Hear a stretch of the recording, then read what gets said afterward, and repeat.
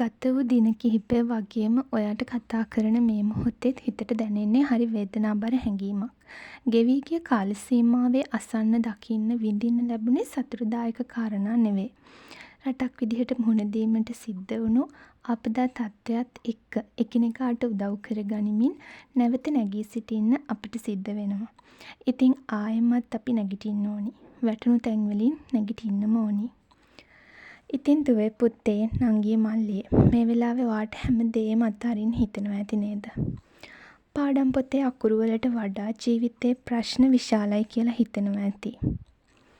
මොන උපාධියක් ගත්තත් රටේ තත්ත්වයක් එක්ක මට සාර්ථක වෙන්න පුළුවන්ද කියලා ඔයා ඔයාගෙන්ම අහනවා ඇති. ඔයා වටේ ඉන්න අයගේ කලකිරීම, ආර්ථික ප්‍රශ්න මේ වගේ දේවල් ඇහෙනකොට ඔබේ ඉගෙනීමේ උනන්දුවත් නැති වෙලා යනවා ඇති. ඔයාට මේ දැනෙන හැඟීම් අතහැරලා දාන්න ඕනි කියන හැඟීම් සාමාන්‍ය දෙයක්. පුතේ දුවේ නංගියේ මල්ලියේ ජීවිතේ ඕනෑම අසිරු කාලයකදී අපි ඕනිම කෙනෙක්ට මේ වගේ සිතුවිලි ඇති වෙනවා. ඒ දුවේ පුතේ මට ඔයාට කියන්න තියෙන්නේ මේ තමයි ඔයාගේ ශක්තිය පෙන්වන්න තියෙන හොඳම කාලය. දැනුම කියන්නේ ඔයාගේ බලය. ඔයා අද දරන මේ වෙහෙස, ඔයා රැස් කරන මේ දැනුම කවදා හෝ දවසක ඔයාට මේ තත්ත්වයෙන් මිදෙන්න, මේ තත්ත්වය වෙනස් කරන්න උපකාරී වෙන බලවත්ම ආයුධයක්. ස්ථාවරත්වය ගොඩනගා ගන්න. මේ වගේ අවිනිශ්චිත කාලවලදී ඔයා ඔයාගේ අධ්‍යාපනය හොඳින් අවසන් කරනවා කියන්නේ ඔයා වෙනුවෙන් සහ ඔයාගේ පවුල වෙනුවෙන් ස්ථාවර පදනමක් හදා ගන්නවා. ඒ පදනම ඔයාට පිටරටකට යන්න, දේශීයව හොඳ රැකියාවක් කරන්න වගේම තමන්ගේම ව්‍යාපාරයක් ආරම්භ කරන්න ශක්තියක් වේවි.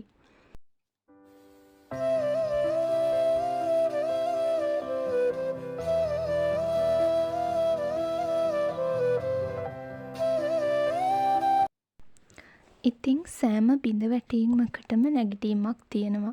රටක් විදිහට අපි අද අභියෝගවලට මුහුණ දුන්නත් මේ අඳුර දිගටම පවතින්නේ නැහැ.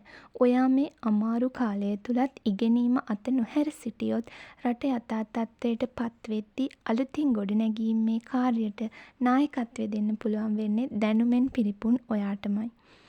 දිනකට එක පියවරක්. මුළු විෂය මාලාවම ගැන හිතන්නේ නැතුව අද දවසේදී ඔයාට කරන්න පුළුවන් කුඩා ඉලක්කයක් තියාගන්න. ඔයාගේ හිත සැහැල්ලුවෙන් තියාගන්නත් ඒ අතරේ අමතක කරන්න එපා.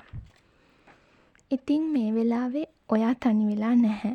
මිතුරන්, ගුරුවරුන්, දෙමාපියන් ඔයා එක්කම ඉන්නවා. ඔයාට ඕනිම දෙයක් ඒ අයත් එක්ක කතා කරන්න පුළුවන්.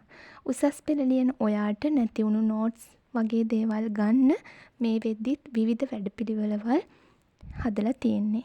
ඉතින් දුවේ පුතේ නංගියේ මල්ලියේ මේ හැමෝගෙම උදව් ගන්න පුළුවන්. ඒ සහයෝගයේ එක්ක ඔයා අනිවාර්යෙන්ම නැගිටින්න ඕනි.